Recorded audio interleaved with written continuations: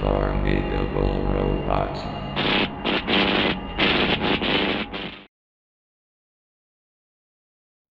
I beat every mission in Grand Theft Auto San Andreas within a week of getting it as a present on Christmas Day of 2008. It might not seem like much, but being a teenager at the time in some middle of bumfuck nowhere town, it was one of the pinnacles of my life's achievements at the time. The only other thing I held in such high regard was my prized CD collection consisting of every shitty nu metal band you could think of. Based on that, you'd probably assume I'm a big fan of the game. Well, prepare to be disappointed. There was something that happened that made me stop playing San Andreas forever. Something I still can't explain to this day. It was the summer of 2010, 15 years before Grand Theft Auto 6. Usually I would have been outside with my high school pals, but it was a brutally hot day. You took one step outside and then all of a sudden you were boiling alive. I laid in my bed for a solid hour, bored out of my mind. Then with some resolve, I dragged myself out of bed to go rummage around the closet. It had been a while since I played San Andreas, so I decided now was as good a time as any. I fished my PlayStation 2 and box of games out. After fighting with the maze of wires behind the dresser, I got everything plugged in. With the San Andreas disc in the console, I thought I was set. Nope. My heart dropped as I saw it.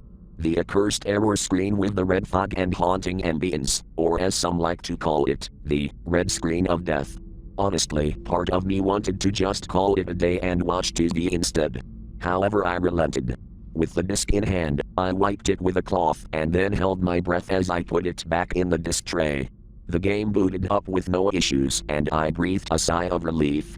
The first thing I noticed was that the intro credits cutscene was completely silent. I turned up the volume on the TV and still nothing. In the moment, I didn't really find it odd.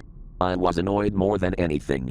Then as the cutscene progressed, it became so dark that you couldn't see anything. Assuming it was due to the disc being faulty, I skipped the cutscenes and went straight to gameplay. The game played as normal, no sound issues or anything like that. I killed a few pedestrians and used the jetpack cheat so I could fly around, and soon enough I found myself lost in the gameplay. However, after some time, I noticed something on the minimap. There was an icon for a mission. This made no sense, as I already completed every mission in the game. Not only that, but the mission icon was smack dab in the middle of Baco Beyond. If you've played, you'd know it's a forested area with no significance to the story. Regardless, I made my way over to the mission. Sure enough, there it was, in a clearing next to some trees. I stepped into the highlighted red mission area to activate it. It was then that the game froze. But in the split second before the game froze, I swore I saw something move in the corner of my eye, something in the woods. After staring at the screen for a few seconds, I restarted the PlayStation. Once I was back in the game, I noticed the mission icon was gone. Oh well, I went and played the game like normal, using cheats to stock myself up with weapons while going on a rampage and battling it out with the police. With the police hot on my tail, I ran into the woods of Baco Beyond. Then something bizarre happened. My wanted level completely vanished. The weather had changed too, now it was foggy and night. I went over to the spot where I had seen the mission marker last time, but there was nothing out of the ordinary. At that point, I said screw it, and put in the cheat to spawn a jetpack. Nothing happened. I tried it 3 more times to no avail. Since cheats weren't working for some godforsaken reason, I ran out to the closest road and waited for a car to drive by so I could hijack it. 30 seconds of waiting turned into a minute, then 2 minutes, and before I knew it I had waited 3 minutes with no car in sight. The roads were completely barren. Just fog and trees as far as the eye could see. CJ was standing there looking just as confused and annoyed as I was. Just as I was about to put the controller down, I saw hazy movement in the tree line. With a death grip on the joystick, I sprinted to where I saw the movement. Nothing. I was certain it wasn't game textures playing tricks on my eyes. I jogged all the way through Baco Beyond and into Shady Creeks, determined to find whatever it was I saw. Throughout the entire journey, I thought I saw movement in the trees, only to realize it was some fog or a bush. When I approached the shady cabin, I became acutely aware of something peculiar, a sound, breathing. It seemed to be the same deep breathing sound that plays when CJ enters stealth mode. But the more I listened, the more I was convinced it wasn't coming from CJ. It seemed to be coming from behind him. I spun around, only to be met by another frozen screen. The game's sound stuttered repeatedly, sounding like nails on a chalkboard. This time, however, I could see something on the frozen screen. Something tucked far away in the fog, a blurry figure. The next day at school, I told my friend Xander about it. His response was to laugh and say that I was a fucking liar. But after some convincing, he agreed to come over after school so I could show him. Xander made his way over to my house at sunset.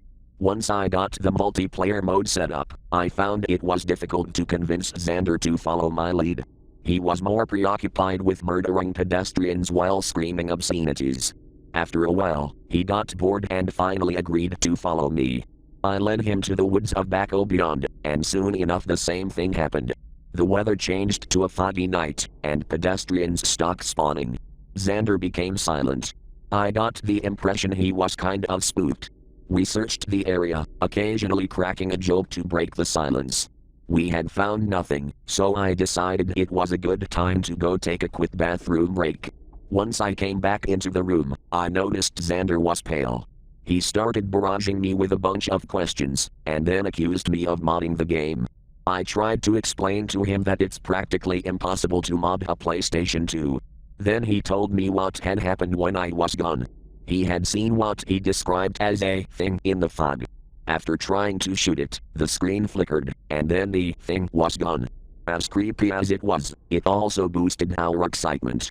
We decided then and there to pull an all-nighter in an attempt to find out whatever the hell was going on. Hours flew by. Countless sodas were downed and bags of chips devoured as we searched every nook and cranny in the woods of Baco Beyond and Shady Creek. We made our way to the Shady Cabin, and I was certain we would see something crazy, but nothing happened. At one point, we both swore we saw movement in the far-off distance on Mount Gilead. I wasn't entirely sure if we were just psyching each other out and seeing things at that point. Naturally, we began to grow tired and bored, and before long we had both dozed off to sleep with the game still running. When I fell asleep, I had a bizarre nightmare. I found myself inside the game being chased through the woods of Baco Beyond by something I couldn't see. No matter how much I ran, the woods went on and on. I don't know how long I was out for, but I remember being woken from my sleep by Xander. He told me in a trembling half-whisper half-shout, to wake the fuck up. I did, and then I understood why he sounded so freaked out. There was an eyeball filling the TV screen, bloodshot. Behind it was only darkness. At that moment, I was convinced it was staring directly at us, all the while that eerie breathing sound emanated from the TV speakers. I practically pissed myself as I grabbed for the controller and started rapidly pressing every button.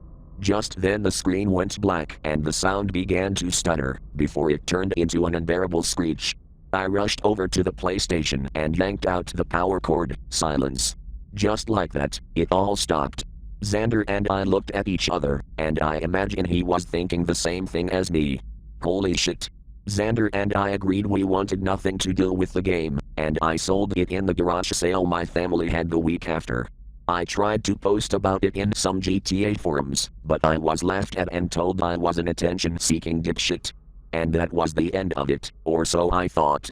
After a month, I logged into the forums and noticed I had a message in my inbox. The sender had no username attached, but there was something in the message, a single picture. The picture that was in that message is something that gives me chills every time I think about it. It was a picture of me and Xander passed out on that night. It was taken from where the TV was,